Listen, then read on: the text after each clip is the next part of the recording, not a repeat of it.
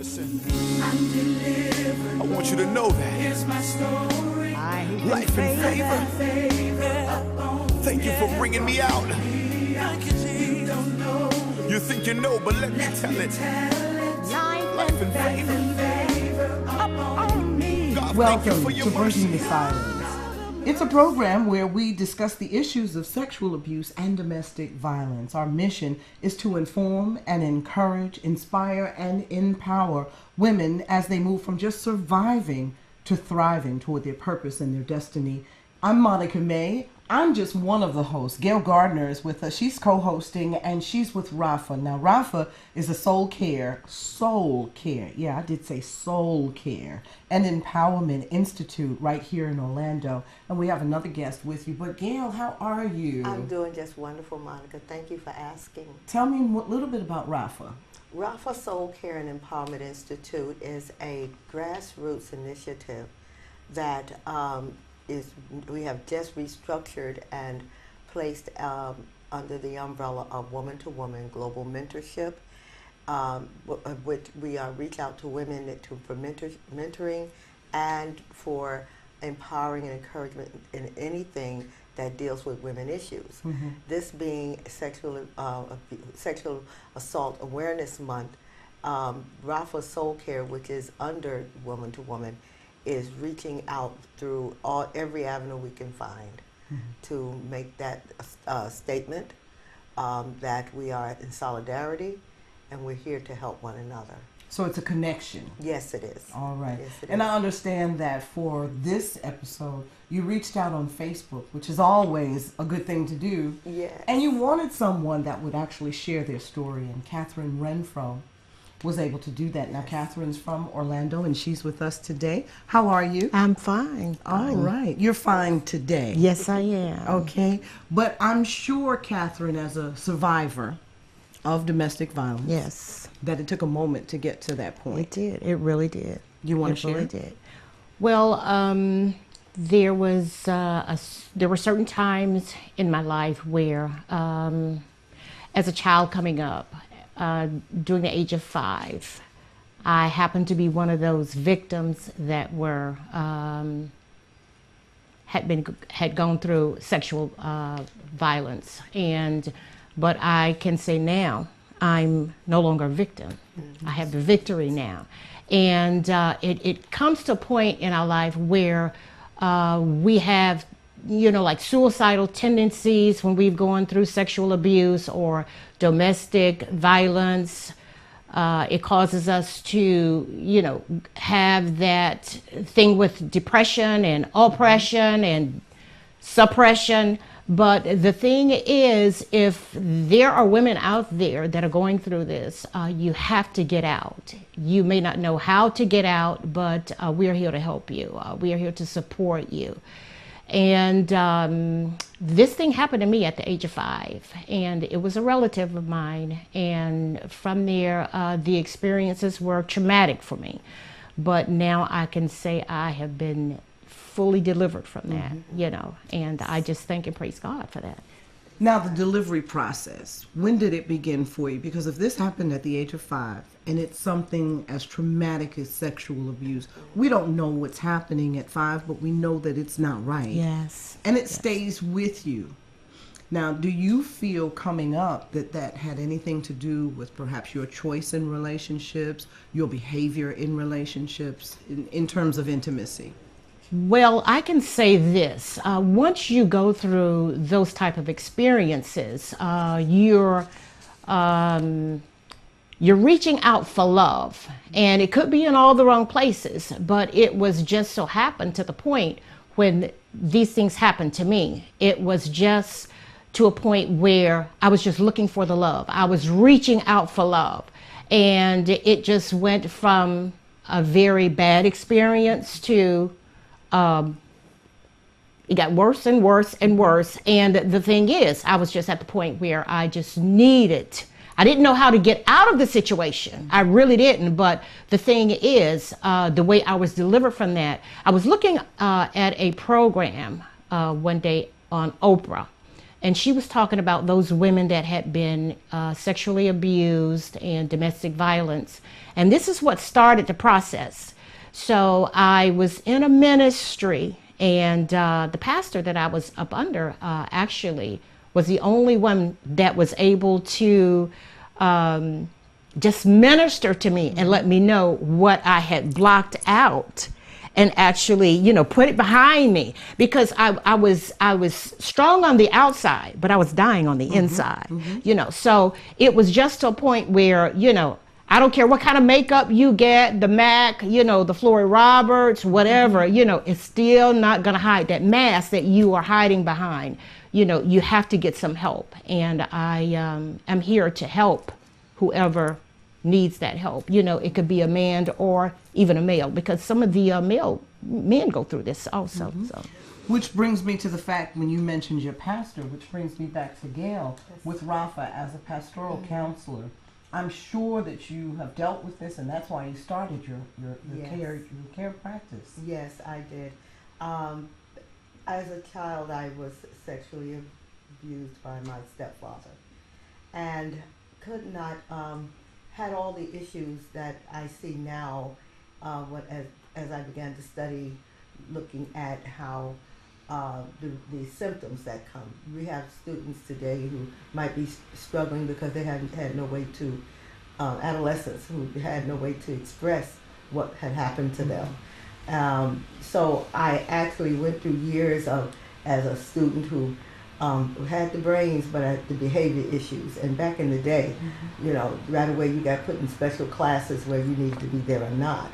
And so when all of my friends were in class, let's say 6'1", and then there was 6'2", then there was 6'3", they had me somewhere between 6'3" and 6'4". We lived in the same projects together in New York, but we were very rarely in the same classes together because I had the behavior problems. Years went on, went through the bright lights and big city living, was promiscuous. I had all these symptoms and issues that come along, the baggage that comes along with sexual abuse victims. Did not have the support system, because back then you didn't talk about it. You dared not say anything. And if you did, you were ostracized. I mean, it just was not part of the... Or not believed. Not believed, definitely not believed. I think Katherine said she told her mother when she was young, and she was not believed. I was 42 years old before I told my mother. And that was at the urging of a counselor told me to tell her. So for years I grew up thinking that my mother didn't like me and that she knew what was going on with me. And a lot of victims I found from research is that they believe that someone knows, but they're not there to help them. Wow. They can't go to them. And I thought, I saw, because of the way I acted, my mother treated me different, and I just knew she just didn't like me. So, so you thought. So I thought. So as I grew older and I joined the church, I became a Christian. I went up the ecclesiastical hierarchy ladder. You know, you could have all the titles and everything.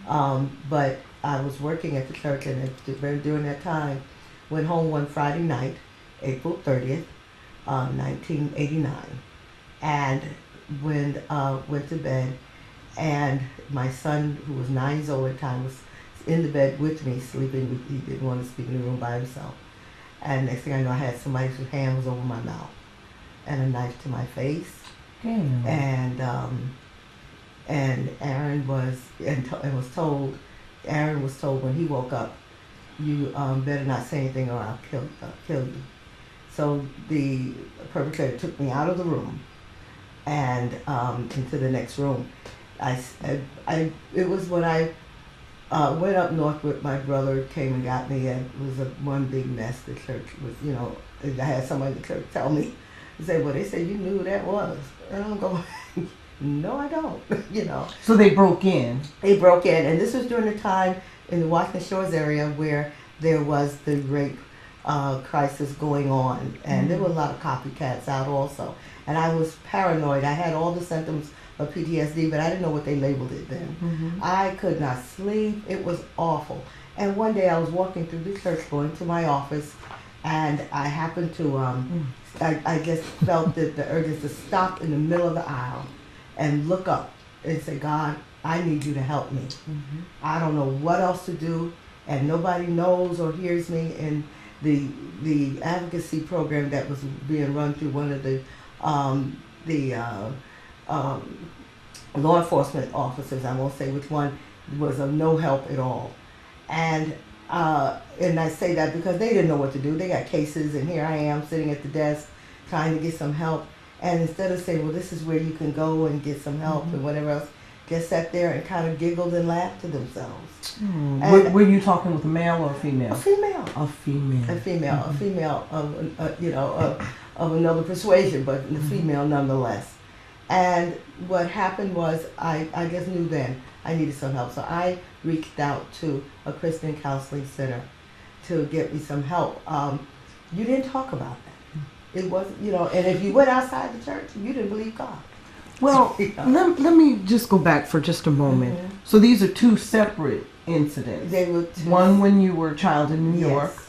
and then the other here. Yes. So one committed by a family member. Yes. This one by a total stranger. Yes. Okay, and your son is there. Yes. So your son witnesses this. Yes. So it's he traumatic witnessed for the him. whole thing. Yes. And not knowing any better, didn't get any help for him, and didn't know to. I mean, it's just, How did it affect him? Do you know it affected him? So I see some other things that he may not see, but he lived with me until he was 35 only because he felt he always had to protect me. You don't think it was because he may have been a little afraid to be on his own? No, not Okay. at all. Matter of fact, he was on his own a couple of times. And he said the one thing he kept losing sleep over was the fact, and he calls me today, every day, to make sure I had a good night, a good rest. And he's getting ready to get married, and I keep telling him, I said, you have to stop calling your mother like this. No, don't stop calling your mother like that. You be her protector. But he is very concerned, and he's not my only child, but he actually went through that period with me, and his thing is to protect me. And he said to me after that night, that same night, we were next door at the neighbor's house, and he said to me, he said, at least he didn't kill us. And he said, I wish I could have helped you. That's all. And see, and just feel, you can imagine how this young boy felt not being able to come into the next room to protect his mom, not knowing what's going on. Right. That's horrible. Yes, it is. And he's always had that in him, that he should have been there. And so I was so happy when he found he says his soulmate. Oh my So he goodness. has moved on and moved to Atlanta, flourishing. He's doing real good. And so I think the only thing he just want to make sure that I'm okay. I believe that he had a good support system in me, I believe. But I didn't have a support system. If you have a good family support system, you can eliminate a whole bunch of other things. Counseling, Makes the difference. Psychiatrists, drugs. You can eliminate all that. But if you can't tell anyone, and the church is a good place to be, but if you can't talk about it, if it's never mentioned. I had a woman tell me, and she didn't know, but she's saying, they're talking about my abuse. When I started talking about that, she said to me one day, she said, listen, you just need to get over it, Yeah. And I said, God, I've heard that. Anybody tell anybody that. Just get over it. Well, if you're just tuning in, we're breaking the silence. We're talking about sexual and domestic violence. I'm Monica May. Gail Gardner is a counselor, and you heard her story. She has a program here called RAFA, and I tell you, it is soul care and empowerment on speed because she wants to help as many people as she can. As we know, abuse is abuse, but it comes in varied forms, and it affects everyone differently. Yes. And there are additional issues that come out of abuse. Yes. And our other guest is Katherine Wrenfro, and Katherine has admitted to being sexually abused at the age of 5. Yes. And with that being said, Katherine, I understand that you weren't able to tell your mom, or you did tell her and she didn't believe you? I did tell her, but it was to a point. I didn't have a good, just to piggyback on what Gail was saying, I didn't have a good support system. So when I did tell her, she did not believe me. So it was to a point where I had to create this imaginary friend. So it was to a point where I felt like I had to have somebody to talk to, you know. So it was to a point where this particular day, you know, this relative was actually a public figure in the city, and the relative that did this. And, you know, it was just to a point where, you know, I just went on with that. I suppressed it. And then, you know, it was just like, it may have been like several months or what have you. I would go through this thing, and it was like, God, why me? You know, why me? So, you know, it was, there was one particular time when my brother had just arrived from the military. We all went out and had a nice time, and I went and picked my son up, and we were at the house. I had actually put him to bed, and as soon as I put him to bed, the neighbor downstairs was having a party. So I had just gone to bed. I had a gun up under the mattress. So it got to the point where this guy, I was told by the manager that there was this particular guy that had been watching my apartment. So he said, well, Catherine, I'm gonna, you know, change the locks on your doors and everything. Well, this particular night, this guy kicked in my door. He held a .38 to my head and told me if I said anything, he was gonna blow my brains out.